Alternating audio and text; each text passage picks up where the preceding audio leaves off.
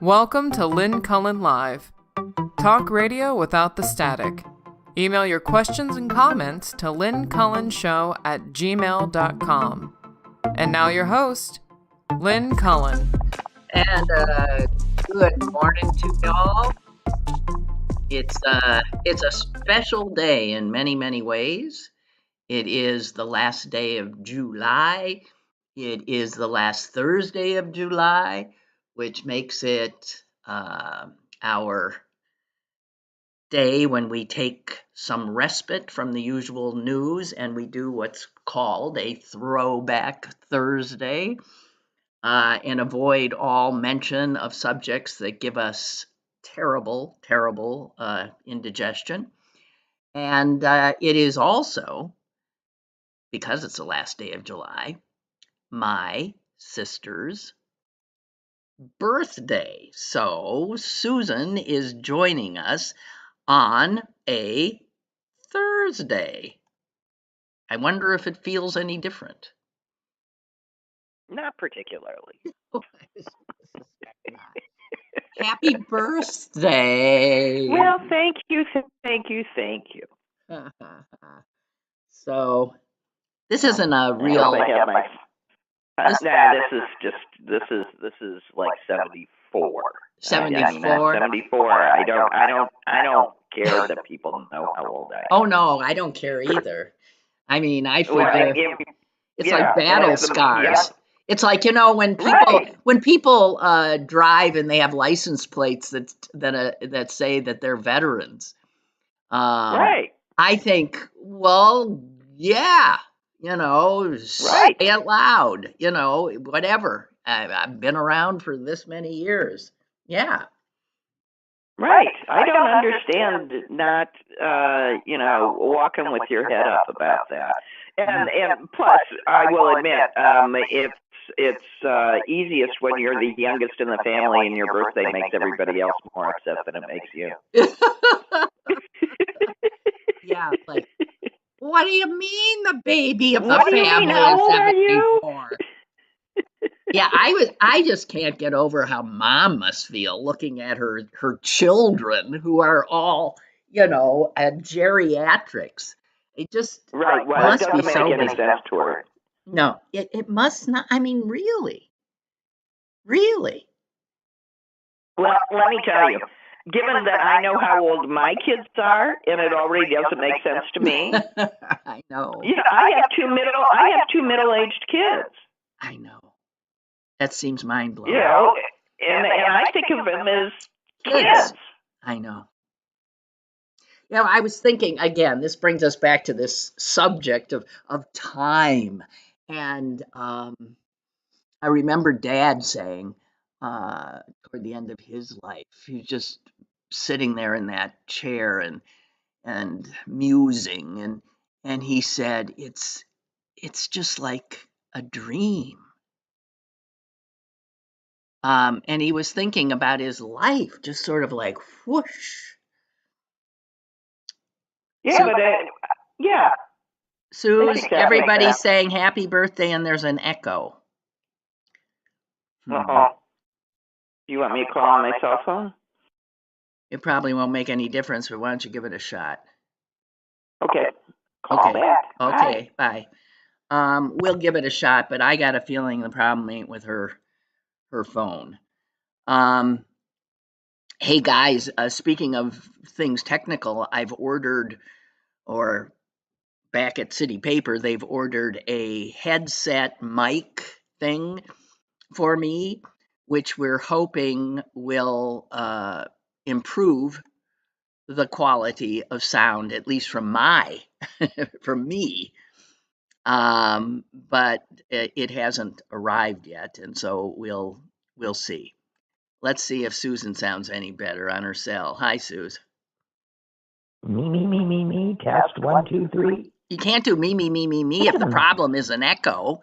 They won't know if it's echoing or you're just repeating me.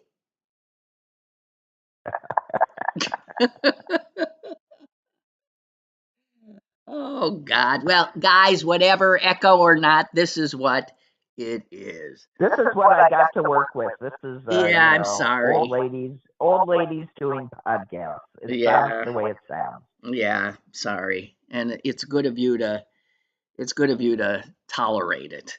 Right. And by the way, I didn't say this because the complaint came after all the well wishes. Thank you very much. That's very nice. That's very nice. So speaking of time, it was like weeks ago, but I brought up, somehow we talked about time and why as you get older. I don't think it was even weeks ago. I think it was just a couple of weeks ago. About how it used to go so slowly and now it goes so quickly. Yeah. You're still echoing. Okay. That's just the way it's going to have to be. Yeah. So I had come across another piece about time. And one of the things it said a lot of things, but it was talking specifically about that, why it goes faster. And obviously there's lots of, I guess since people started ruminating, they considered this because this is human experience. It has ever been thus, that as you get older, time speeds up. And let me just find this, where I had it. Oh, here. So where did hang on, I'll get it. Perception of time, it says, changes obviously for a lot of reasons. Turns out, this is interesting, time things go faster when you are engaged in trivial activities, when you're engaged in or repetitive and regular activities. Time goes more quickly when what you are doing is routine.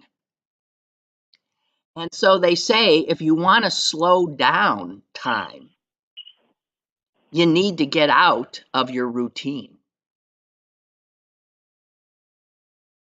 Well, you know what? There's a different way of that's called mindfulness. Well, that's where eventually this leads. That is true, because that's simply called mindfulness. Yeah, because if you do right, exactly. So, but that is so. If you're thinking, "Oh my God, the world's just moving too fast," then okay, get out of your comfort zone and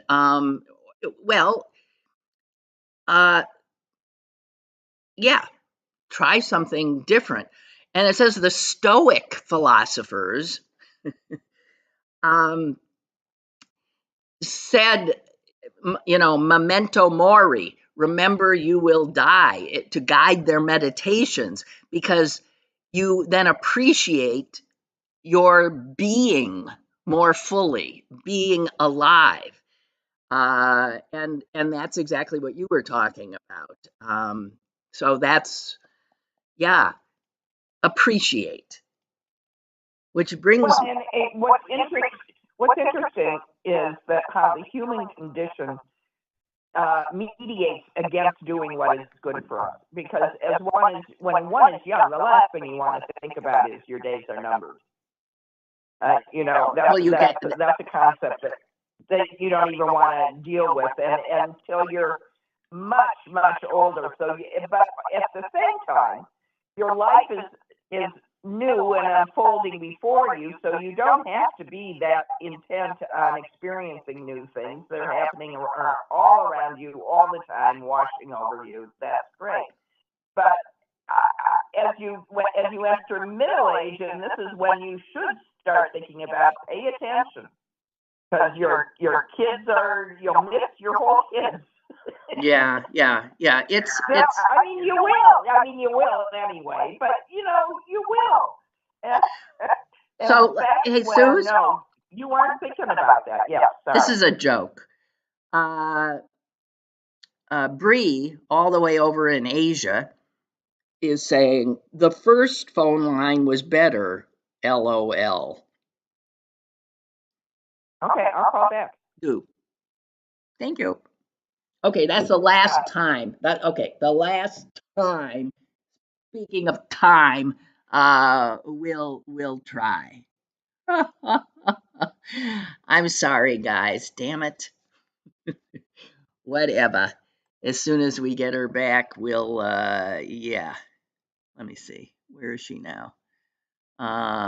Here. Suze? Yeah, we can do a whole show of me hanging up and going back. Well, I'm afraid that's what's gonna happen. That's it.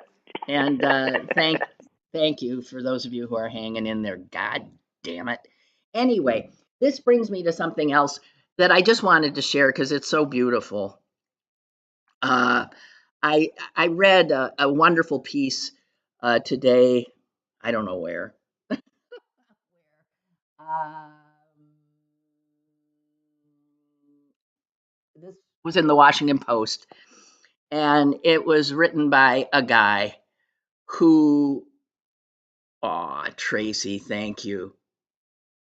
She says, embrace the echo. As Ray has said, the sound is awful. I can't listen. Oh, Ray, goodbye. Tracy, embrace the echo. Love you. Love you.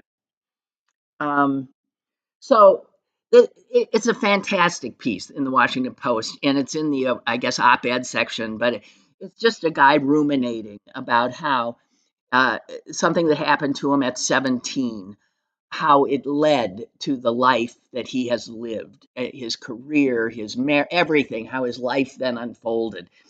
And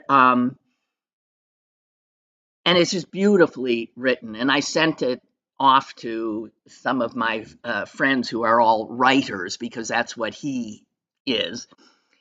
And one responded and said, such a great reminder in these crazy days, crazy, but still so filled with the joy and leisure and peace enough to pause at will to notice light through the trees. Saying that as crazy as this world is, we still are so lucky to have this time, right? Peace enough to pause at will to notice light through the trees. There's mindfulness. And then she goes on to remember something, and I just want to share it. It made me remember a story my mom often told of how her dad and his fellow coal miners would toil all day and bring home literally 50 cents, but that they were grateful because the mine owners looked the other way when they dumped a portion of their coal haul every day in a pile out back. And in the evenings, they'd send their sons with buckets to steal the coal and bring it home to fire their furnaces. There's something just, I don't know, humans, Yeah. Wonderful. Yeah, 50 cents and all the coal you're allowed to steal. That was your wages. And then her final thing is, I wonder a lot about what he would think, her grandfather, if he knew I am trying to get citizenship in the country he left behind to build a safer life in America. She's been exploring citizenship in her ancestral country in case, right? Just seeing if she needs a place to run, if she could have citizenship there. And isn't that something? He came here to a better life and was grateful for the 50 I don't cents. think that's an isolated story. I think No, it's just, but there's something so poignant about it. Oh. Okay, so I have to tell you, I was reading a book. I read this damn book, and I spent a lot of time this week reading this book, hours and hours. It was a novel. It took me a while to get into it, And I had worked at it, and eventually I really got into the characters. I knew them. I was living their lives. I was totally into this story as it unwove. And then I finished it last night, and it's the first book I've ever read where the end left me stunned. Stunned. And I have to tell you, all of these people that I'd gotten to know and care about, the author massacres every one of them at the very end. I couldn't believe it. It was like the last 2 pages, carnage. And then it ended. And I felt Just when I thought I'd be able to read again, you tell me. I was so upset. I was so pissed off. I felt so betrayed. But I thought, my God, it shows how we come to assume, right, that, I was assuming a kind of happy ending or somehow a rabbit getting pulled out of a hat. And that author I'm now hearing an echo. Well, I'm not saying anything. No, I'm hearing an echo of my voice. Yeah, see? Well, fuck. You hang up and call back.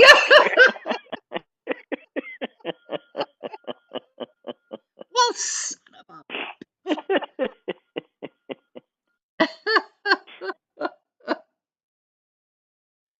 Oh, I give up. So, I have to tell you this experience I had yesterday. I was in my car. I was approaching a intersection with lights, and the light turned yellow as I got to the front of the line. And it turned yellow enough so that I felt I had time, to stop. And I was about to stop when I realized in my rearview mirror that the guy behind me was right on my tail. And I thought to myself, if I stop, he's going to hit me because he thinks I'm going to do what everybody does now, which is blow through this yellow light, right? And I kept going. And damn if he didn't. And he went through a red light. Now, I have to say that I think I made the right choice, but you see how this has led to, nobody brakes at a yellow anymore. And if they do, they are in danger of the person behind them rear-ending them or honking at them. On location. Huh? What? I mean, that's true. That's definitely true in Chicago. I said that depends on, you are required to go through the yellow and perhaps the red as well. Well, that's happened here too. Yeah, but in Green Bay, it's not. No, if you stop it, you stop on the yellow. Well, that's so Green Bay is still a, follow the rules, good old Midwestern. Yeah, they go like 30 miles an hour in a 30 zone. Yeah, I mean, you can die. That is preferable to this because now, and I'm not exaggerating, it is dangerous to not blow through a yellow light if you've got someone on your tail. So, and what that means is nobody's stopping at red lights anymore either. And which is why all the lights, when the lights would normally have changed how they pause forever, everybody seeing that pause now knows that they've got more time to blow through the red lights. So what is the end result of all of this? That's what I want to know, besides obviously more. Well, you're training scofflaws. You're absolutely training scofflaws. And I can't think of the last time that I saw any police officers in the city enforce any, traffic laws. I don't know. It's really something. The driving is, they're awful. But it says something again about community and about our sense of, some relationship each to one another. The way this works is we all agree that there are these rules and we will abide by them, and hence we'll be able to get in these big vehicles and travel and people won't die. But people are dying. I watched a guy blow through a red light yesterday, and he had his phone right in front of him. Did you follow him? I see those are the people that I follow, just honking, laying on my horn. Well, you better hope he ain't carrying. I'm serious. My God. But there was a piece. Well, I don't like it when people, try to kill me. I have rules about that. Well, and I think they should be called out emphatically. Yeah. Well, I understand, and in the moment, I would do the same. But that can be dangerous as well. And the fact is I don't know where I read this, but we kill more people on the roads, this kind of thing, than it's just going sky high. It's like in the last 20 years, it's as if the World Trade Center got attacked about 300 times with that death toll. That's the kind of carnage on our highways and roadways because of bad driving, and we do nothing about it. Nothing. And then it talked about the absurdity of how we give people driver's licenses, how easily we give them, because in our training, we don't train for any, what do you train for? How you parallel park. Do you know the rules of the road? Which, as we know, that actual experience tells you don't have to follow. But nowhere are you required to see what you would do to make a split-second decision, right? Ideally, you wouldn't give somebody a license until you had them in a simulator, right? And actually, they're trying to do that now. The way you're going back to how you got a license originally. Now, a lot of places have major restrictions on these kids, who they're allowed to have in a car with them, if they're allowed to have any, and as they get more experience, those restrictions drop away, and that is, an acknowledgement of we all need experience in the real world behind the wheel. That's just how it is. It's like that with anything. If you think law schools graduate lawyers, no, they just graduate law school graduates. Then you have to go and figure out how to be a lawyer. Yeah. Well, I don't think it's just the young people. By the way, I think you sound very old as the birthday girl and your younger sister. I'd like to say I think this just sounds like, what's wrong with people these days? We used to obey the law.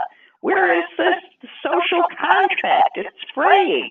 Well, the social contract is gone. Sake. God! What? Well, but it's my birthday. You can't yell at me. Jesus H.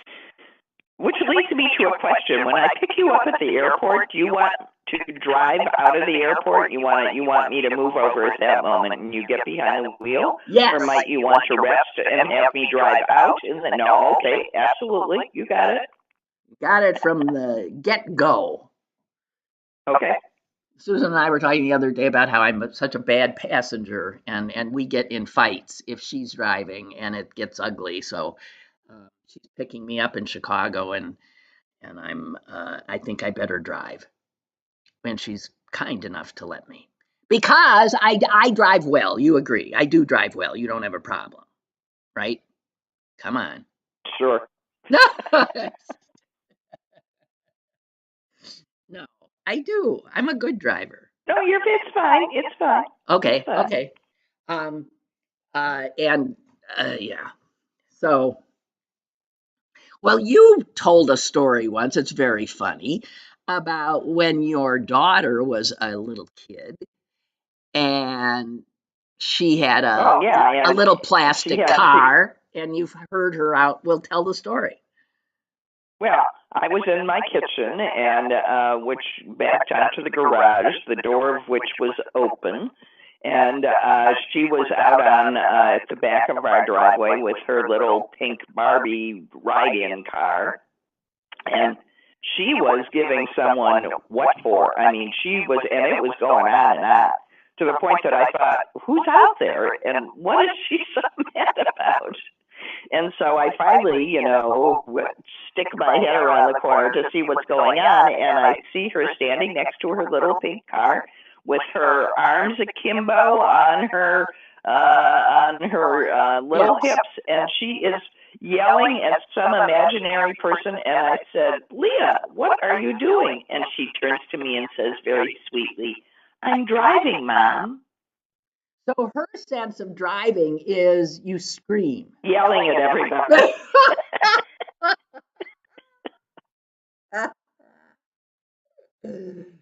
Oh, God.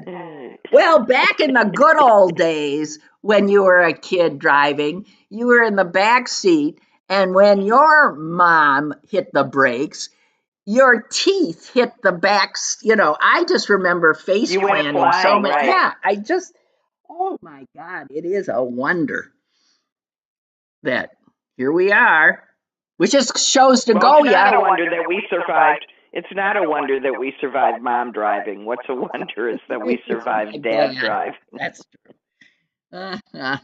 Oh God. Talk about the more things change, the more they say the same. Dad was not a believer in obeying of traffic signs, not one bit. Well, I don't think he even knew them. No, he didn't notice them. He was too busy looking at the real estate passing by. But I remember once he came back at dinner or something, and he said how somebody on the road honked at him and raised his hand, and I think he held up his index finger or something, and we all just cracked up like, Dad. I remember that. Yeah, he wasn't his index finger. He was saying, "Screw you." What? I mean, how could you serve in the U.S. Navy and be so oblivious? I don't know. Dad was naively genteel. Okay, well, since it's Susan's birthday, we're gonna. I'm sorry, guys. We are going to. There are two stories. We're going to share two stories from our youth, because we are not youths anymore. And these are two stories that we both tell as if they happened to us. And is one of them with Cherry Star? Yeah, that's right. So that happened to me. And Iris was with me. Iris was absolutely with me. Will you stop? Just stop. It's too funny. Well, maybe we both had, strangely, interludes with Bart Starr's wife at a dress shop. It is too bizarre. But this is something that happens in families, right? Yes. that stories happen, and with time, they change a little, or people take them on as their own. Now, Susan insists I've taken this thing that happened to her as mine. I think it happened to me. She is so insistent that I must admit, I've started to think, have I lost my mind? I don't know. I mean, I have visual Well, senses. let me just tell you the precursor to the story. Because Iris and I had gone to that store on Monroe, whatever it was called, to look for dresses. And there was absolutely nothing there. And the woman there said that Cherry Star had checked them all out for the Junior League dance. And Iris hatched a plan. And she wrote me about this just recently. I could literally find the text and show it to you. She wrote me just recently that she remembers saying, Susan, you sound just like your mother. Call her up as your mother and ask her to return the dresses so we can try them on. And so I did. You did? I did, and she laughed. She said, "Oh, I'm so sorry. I'll bring them right back." And then Iris and I were actually there when she brought them back. I was trying on the dresses, and she was watching. By the way, for those of you, Cherry Star was the wife of the quarterback for the Green Bay Packers, Bart Starr. That's who we're talking about. At the time, Bart Starr, the Hall of Famer Packer quarterback from the 50s and 60s.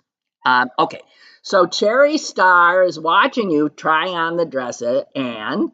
Well, now you take it from your recollection. Well, I don't even think I'm in the same store as you, if you want to know the truth. So this doesn't... I see the dress I am trying on. It is chocolate brown. It's beautiful. No, see, mine is a green. Okay, so print. Cherry Star obviously made a point of following you and me around when we went shopping for fancy dresses, and then molesting us. In your bodice? Yes, she stuck her hand on my boob, saying that yes. And the store I went to was downtown. It was on the second floor. I can't think of what it was. It had a sort of a staircase up to a second floor where we were. How odd is that? Okay, so we never realized this. Anyway, so yeah, whatever. So Susan and I both had, and listen. Okay. She was a lovely woman. There's no way she was. I just think it's funny, and I never until this year had actual proof because Iris. I'll tell you the end of the story though. Iris, a bunch of years later, ran into Bart and Cherry at some place in Arizona where they were all living, and Iris being Iris, she just walked right up to them and introduced herself and told Cherry this story. Great, that's great. And Bart just started laughing and said, "That sounds just like Cherry." So that's the whole arc. All right, okay, that's it. Okay, now the other story is not as complicated. It happened on one of our birthdays. And it was in our front yard in Green Bay, and we were having a birthday party. And in those days, in the 50s, you had a birthday party, and all the little girls dressed in their pretty little dresses, and you did pin the tail on the donkey and all that kind of crapola. And for some reason, we ended up outside and we were going to do a race of some sort, right? I don't remember. You do tell. Well, what do you mean? You tell this story. I don't know where you're going with. I don't know where you're going with. Okay, and the odd thing about this story is our father was there. Now, our father, as a father in the 50s, was as absent as you can be from anything having to do with us, right? He was the guy who came home after a hard day's work, but he had nothing to do with things like birthday parties. He could no more name our friends, our teachers, or anything else than he could, the. He could name us on a good day.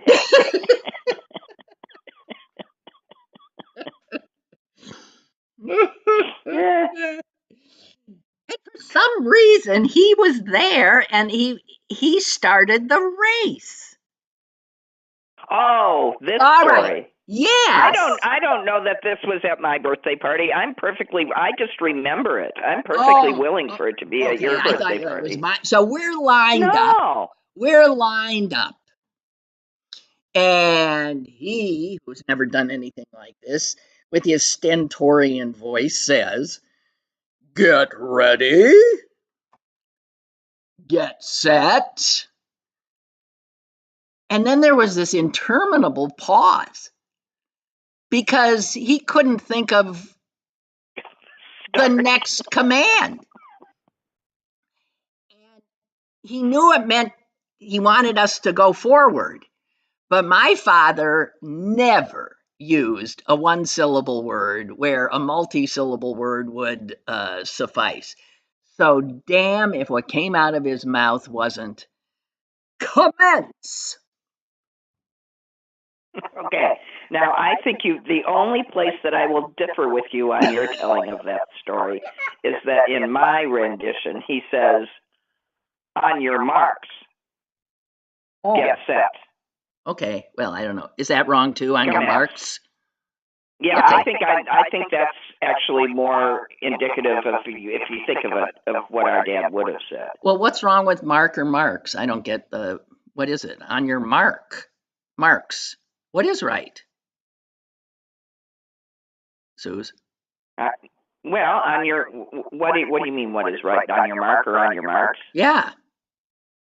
Well, each runner has a mark. If you're talking to multiple runners, then they each have marks. Well, okay. Never occurred to me because I've always said on your mark, and you're right. I'm sure it's marks. All I want to say is that was one of those moments in your young life where you are so embarrassed, so humiliated by your parent. Everybody just picked up their heads and no one started running. Well, no one just like, what the? If little girls in party dresses in 1955 could say, what the fuck? That is what? Jesus. Okay. So you don't claim that one. Well, so much for my whole idea. No. Okay, no, so it's just the Cherry Star one. Okay. I think, okay, well, it turns out, no, she was a serial... serial I can see the dress, Suze. I seriously, it was so beautiful. I can too. All right. I loved my dress. Okay. And if Mom could remember anything, Mom was with me. She was not with you?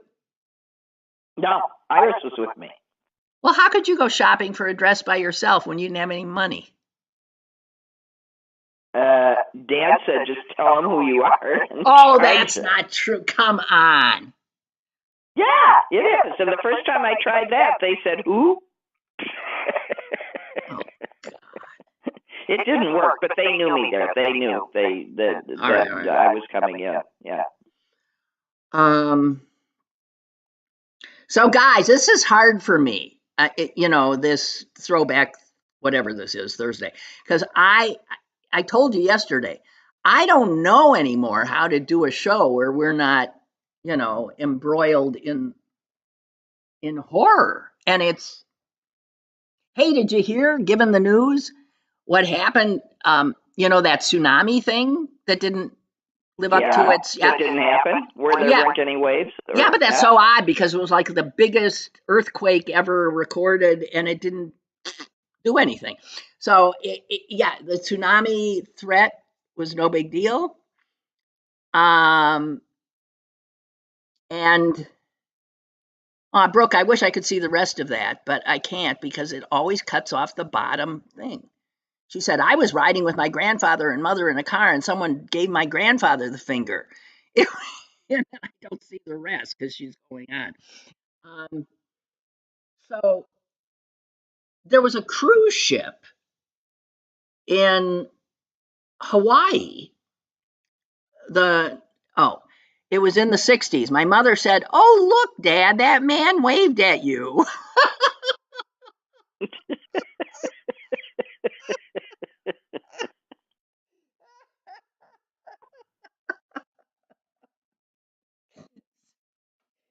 Do you remember our father on our one of our fateful family vacations? This one, my bat mitzvah present, which everybody in the family got, and I'm still angry about it. I didn't understand why this was my present, but there we all were at this point in Italy with Dad behind the wheel of a car that he couldn't figure out how to drive, and he smashed right into the Ponte Vecchio and almost took out a policeman. Do you remember that one? I'm thinking you've got it a little wrong. My memory is he didn't crash into the Ponte Vecchio. That happened when we arrived in Venice.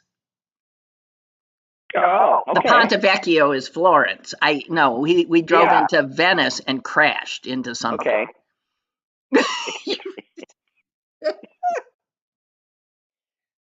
The Millers are here from Green Bay. The ugly Americans have arrived. Well, that's okay. Eric managed to get our family van wedged into a very narrow street in the mountains above Nice. Jesus. We were wedged in there for a while. Oh, man. It's a wonder. It's a wonder. Yeah, I don't like to travel.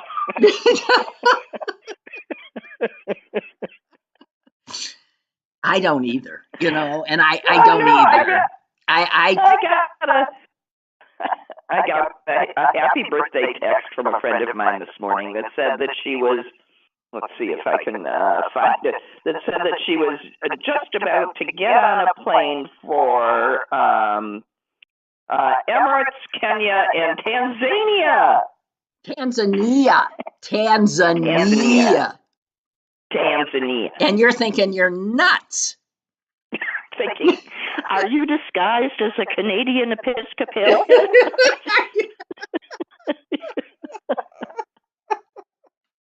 What, instead of an American Jew?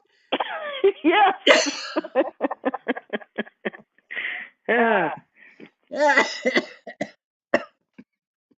Sorry. This woman is amazing because she and her husband are on a quest to go everywhere and are pretty much done with it. I mean, and she has an issue with being able to eat very few foods. So when she goes on these trips, she packs a suitcase like of canned food that she can eat. Jeez. And then goes off on these treks with her husband happily. And I'm going, boy, Jeez. I would have. Yeah, I'm just in awe. And off they go to anywhere, anywhere. She's been everywhere and done it all and had a great time. I'm good for amazed her. By it. Well, good for them. I don't know what's wrong with us that we got, that we're so frightened of everything. It's not frightened. It's Millers. Just averse. No, I'm averse Risk to averse? Who, me? No. I'm not risk averse. Well, not much. I am somebody who's, I don't know. I like control, I think, is my problem, which is why I'm a bad passenger. And Right. I like knowing where I am. And I hate the whole tourist scene. I don't like, going from place to place and with a crowd and staring at stuff. I know it seems ridiculous, but I don't. And when I have, I'm always very grateful that I have. Almost. Well, yeah, I mean, I always, almost always. I always, I try and remind myself when I find myself in a position of traveling that I'm always happy once I've gotten there. Right. I think it's the act of and that, but I've also acknowledged that I experience any change of location, whether voluntary, planned, unplanned, doesn't matter, anticipated highly or not. I experience the having to leave as like an expulsion. It's not a gentle thing. It's like, oh, I have to leave, and I get, it's terrible. I don't know where that comes from. I don't know. We all have a certain measure of kind of inertia. Some people need to be. I mean, I have two friends who they can't stand being in the same place for very long, so they're constantly having to get up and go somewhere, travel, be this, that, and I always feel like that sort of bespeaks a inability to be sort of comfortable in your own reality. Yeah, it's like restless leg syndrome. Yeah. It's just sort of like, just sit down. Something's got to be better somewhere else. I'm right, and I often say to them, wherever you go, there you are. You can't. I mean, it's like trying to get away when we carry ourselves to these places. I don't know. However, if we go full circle on this conversation, Lynn, they are doing exactly what you're supposed to do to make time go slower. That is correct. Exactly right. Exactly right. So we should get off our. And we're sitting around in our stupefaction, going, "How come time whizzing by? And why are they all traveling?" I just want to point out that even with our conversations, we can each learn something. Well, that's right. No, it's absolutely true. So speaking of people traveling, there are these people on a cruise, which, by the way, I really don't understand anyone going on a cruise. Although I can see doing one of those cruises where they say, river cruises, where they say, unpack only once and no children. I think. Right. Oh. Right. And like a 300 person maximum, not a 6,000 person. Exactly. You're on a small boat and right. But no, the other reason I don't want to is it's hard for me to walk now. And what's traveling except walking? Right. So if you have trouble getting around, it really becomes, but that doesn't stop some folks. I've known people in wheelchairs who travel all over the place. But back to the damn tsunami that never showed up. And this cruise ship. We're in Hawaii on a cruise ship. Yeah, we are. Although it was docked in somewhere in Hawaii, and some of the passengers had taken a day trip off to see something in Hawaii. And most of the people on the ships were on the ship. And the people on the day trip were told to get back by 6 p.m. because the boat was leaving. Well, the folks who were on the island when the tsunami alert came, and the ship got the alert and was told, get the hell out of the harbor and get into the ocean, because that's the safest place for a ship to be, because as the tsunami travels, it can travel, in the open ocean, and you don't know. It could push, but it could push that ship in harbor up onto the shore. Well, it could destroy it on shore, right? If it stayed close to the shore. Yes. So they knew they didn't have everybody on board, and the people that were stuck, were also given a warning to get back to the ship, and they're desperately trying and blah, blah, blah. And they racing, and they see the ship and they see the gangplank going up, and the ship takes off without them. Can you imagine you're on a cruise ship and it leaves? That happens all the time, but it happens all the time. Well, in fact, they did. I mean, the cruise ship did the right thing. But the weird part of the story is that the people that got stuck, there was a whole van load of them or something, and it says they ended up sleeping on a high school gymnasium floor. And I'm thinking, excuse me, the ship intends to come back to pick them up. They are. They're just out in the ocean. They're going to pick them up. Why wouldn't they have gotten, you mean you pay all that money to be on a cruise and you end up sleeping on a hardwood floor? I'm just saying. Yeah, I'm just saying there's a lot of fine print on these things. But all I hear are horror stories. I mean, it seems the best you can expect is the stomach flu. Well, that's true. If not something worse, or falling overboard, and or whatever. Falling overboard, which seems to happen with great regularity, or being pushed overboard. Oh God. Okay. So, what was the other? Oh, you know what I watched last night? No, I don't. No, you don't. I'm practicing being a good listener. I watched the movie The Last Showgirl. The Last Showgirl? Okay. The Last Showgirl. Yeah. Starring Pamela Anderson. Oh, yeah.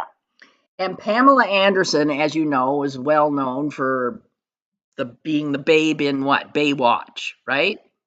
Right? Yeah, it's so funny that you're bringing her up because I was thinking about her too. Okay, because and now she's been in our gotten a lot of media because, well, first of all, she shows up in this movie and she's pretty good in it, pretty damn good. But also, she has drawn a lot of attention because she, in Hollywood, refuses to wear any makeup. Any makeup. And she is a woman of a certain age. And she shows up at all the events where everybody else is like Botoxed and God knows what, and painted and false eyelashes and the whole thing. And she shows up like God made her. And she looks so alien. I mean, she looks like another species, actually. But I so love her. To me, it's extraordinarily courageous. Yeah, well, so you're missing the latest chapter. So the latest chapter. No, I know she's got a new movie out. She with and Liam Neeson are a thing. Yeah, which I think is so cute. I mean, I have seen some pictures of them, and they're sort of they're clearly enamored of each other, and it's very cute. Well, I saw they're in a remake of Naked Gun, which did not need to be remade. That's one of those movies, leave it the hell alone. There's no way Liam Neeson is going to do any better than now I'm blanking. Then what's his name? Not Gunsmoke's brother. No. Well, that's who he is. Peter Graves. No, not Peter Graves. No. Oh, he was in the other. He was in Airplane. Sorry. Dang it. He was Airplane. He was Airplane. Shit. Well, anyway. But so he and Anderson are starring in that movie, and I guess they've fallen in love. And I just so appreciate that her entire career was a result of her having that amazing body and that face, but with all the, makeup and the this and the that. And without the makeup, she looks like a regular person with an extraordinary body. Mm-hmm. And I think she enjoys that more. She has liberated herself. Guess what? All of a sudden, we finally get to see Pamela Anderson, the actual person. And I mean, you saw, oh, it's not about how she looks. You mean there's something else there? And for the first time, people in her whole life, people see her. Yeah. And I just love it. Yes, I do too. And I love what she's probably, the discomfort that she might be, I hope, causing amongst the others in Hollywood.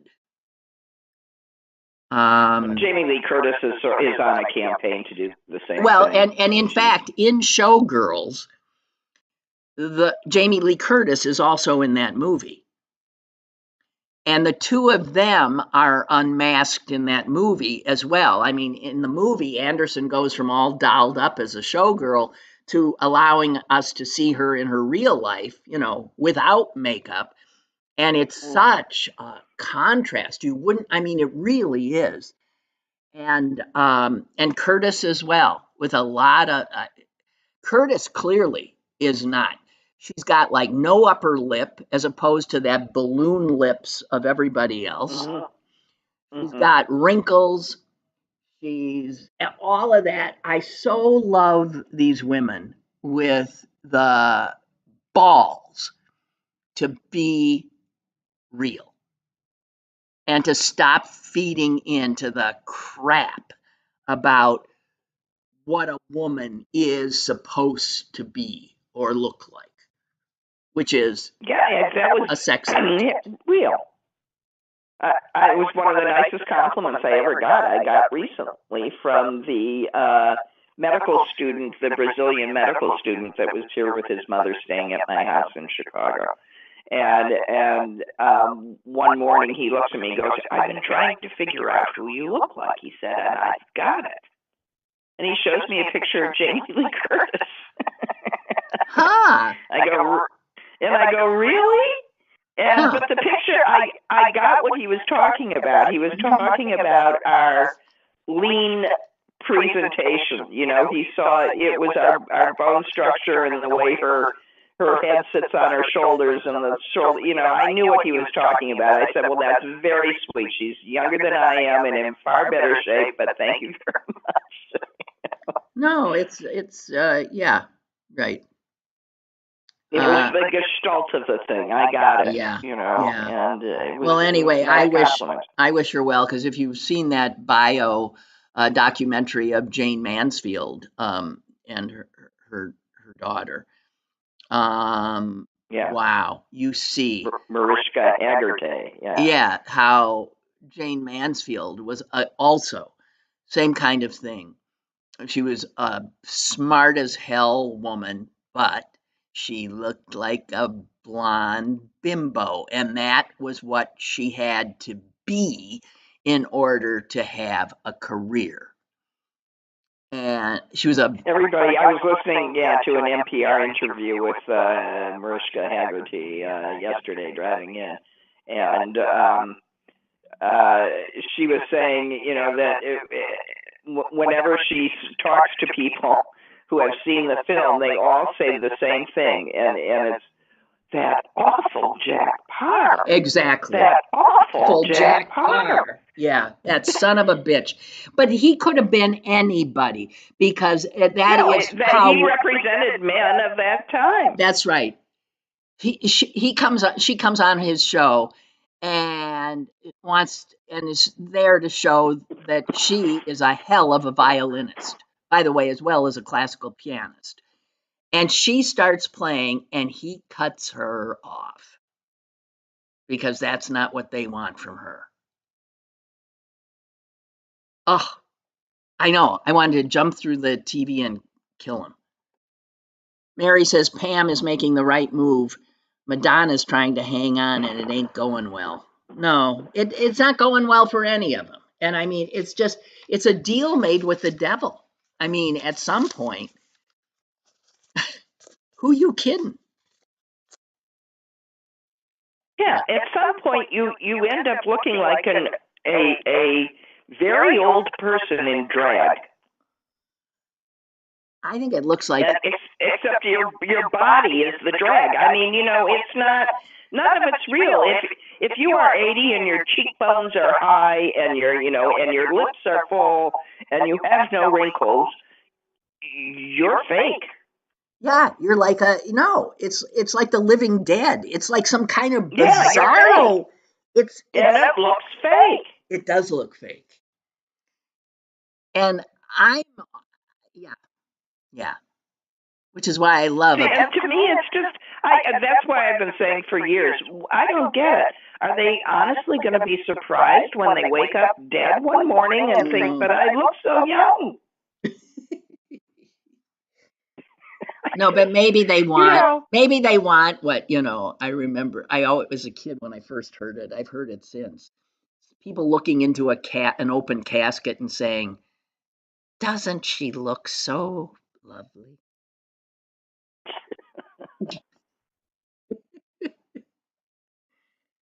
Yeah. Oh, well. Wow. Hey, Suze, happy birthday. You have a lot of fun with your kids tonight. And thank you. Yeah. Ooh, first I have to get beat up. Okay. Okay, you're going to go work out. And I have to, I'll see you in a week. Okay? Yes, where I will meekly turn over the keys, put a gag in my mouth, and we'll take over. All right. Sounds good. Thank you so much, Suze. Love you. Okay, sorry about echoes. Yeah, I am too. Happy birthday, hon. Okay, bye-bye. And guys, I'm sorry about the echoes too. I wouldn't want to listen to it. I'll see what can be done. Probably nothing. Who the hell knows? Anyway, see you Monday. Lynn Cullen Live, Monday through Thursday from 10 a.m. to 11 a.m. and archived at pghcitypaper.com. The opinions expressed on Lynn Cullen Live are those of the host and do not necessarily reflect the viewpoints of Pittsburgh City Paper or its advertisers.